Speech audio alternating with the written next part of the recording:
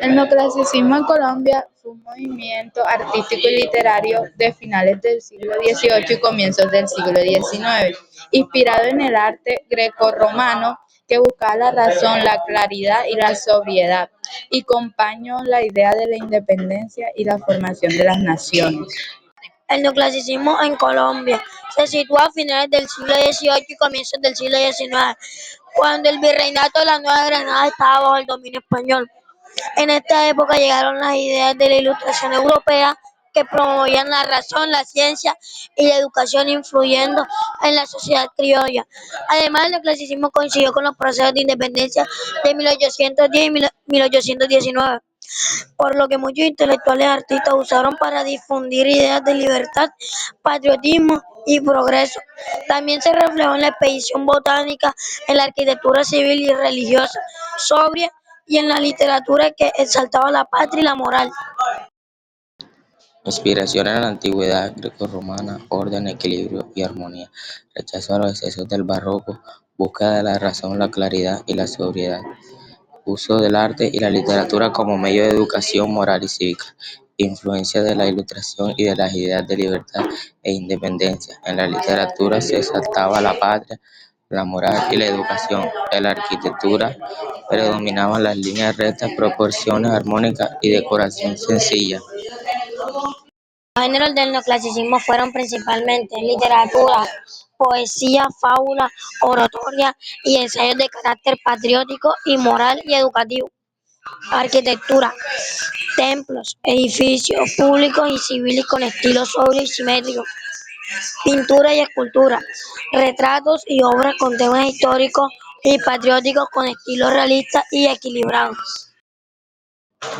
Los temas del neoclasicismo en Colombia fueron la patria y la independencia; dos, la razón, la educación y la moral; tercera, la naturaleza y la ciencia, influencia de la expansión botánica; cuarta, los héroes y personajes históricos; quinta, la imitación de la antigüedad clásica, valores grecorromanos.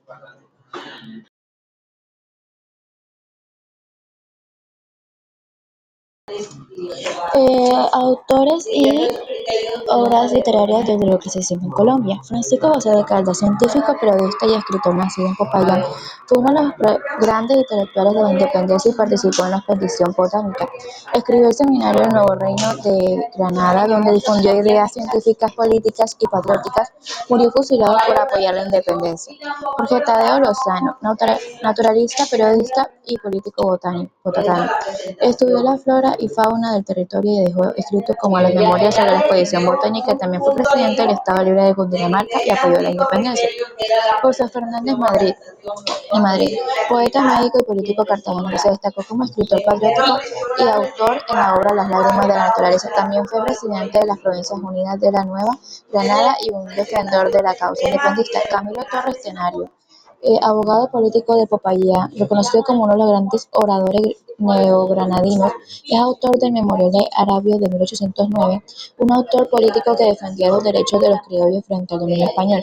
Fue fusilado por su papel en la independencia. Francisco José Antonio Anea, naturalista, periodística y político antioqueño, participó en la expedición botánica y luego se unió al proyecto independentista de Bolívar.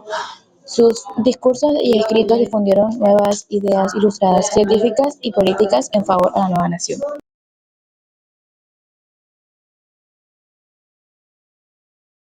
Fecha de lectura. Título de la obra: Las lágrimas de la naturaleza. Autor: José Fernández de Madrid.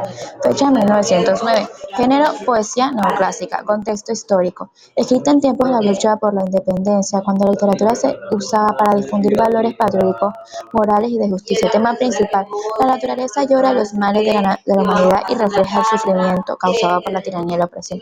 Características literarias: lenguaje claro y sobrio, tono moralizante, inspiración en la razón y en valores clásicos. Además de un trasfondo patriótico. Aporte del autor y la obra: reforzó los ideales de la libertad, conciencia social, mostrando cómo la poesía podía servir como herramienta política y moral en la independencia. El neoclasicismo en Colombia fue más que un estilo artístico, se convirtió en un medio para difundir ideas ilustradas, educar y exaltar la patria. Sus autores usaron la literatura, la ciencia y la política como herramientas de cambio, aportando a la independencia y a la construcción de la identidad nacional.